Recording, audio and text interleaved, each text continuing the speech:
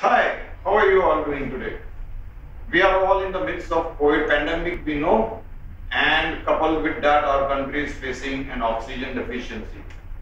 So it's no longer that we have to depend on the piped gas that we have. We also have to fall back on our age-old cylinder that we used to have.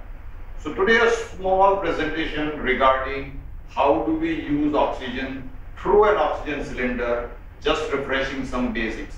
So let's have a look at our dear old friend, the oxygen cylinder. So well, this is the oxygen cylinder, and here it is clearly written that it is the medical oxygen.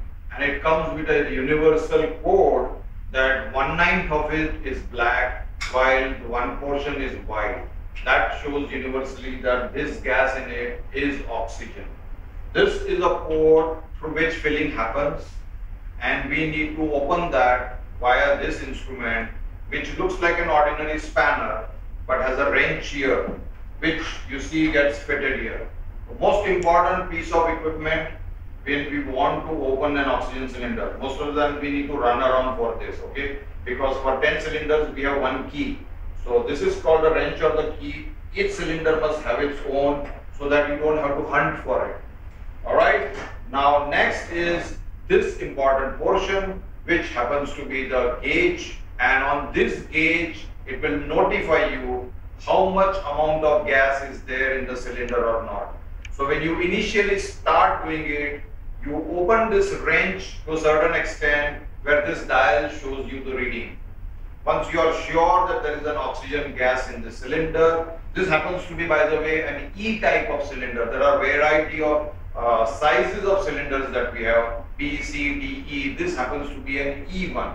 Next important thing that we need to know about is this knob, and along with this is gauge. This is called as a flow meter. For academic reasons, this is called as Thorpe's flow meter.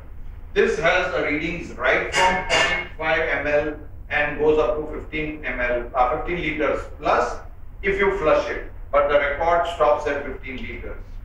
Next, we come to this bottle, which we call it as a humidifier. Again, this humidifier has to be filled up with clean water between the minimum and the maximum markings that are available there.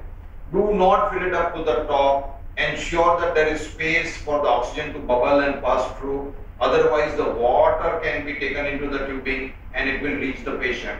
So kindly take this clue. Please ensure that this is refilled every day so that the patient does not get any infection, any stagnant bacterial infection patient is devoid of.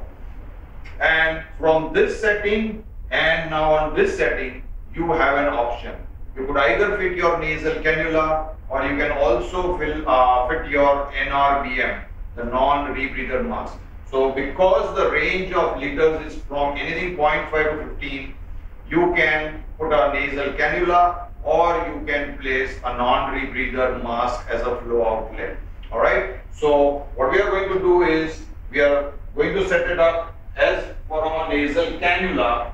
Alright, and you would have seen some other videos which has shown you nasal cannula. So as simple as that, you just need to put this here. Alright, this end will go to the patient. Open the cylinder with the wrench. Alright, so it opens, and then just adjust the flow rate to which the physician has prescribed. Now be very careful about this float, because if I want 4 liters, then this float center should be at the 4 liter mark. Alright, not upper border, not a lower border, in the center. And then when this goes to the patient, patient receives 4 liters per minute. So that's a word of caution.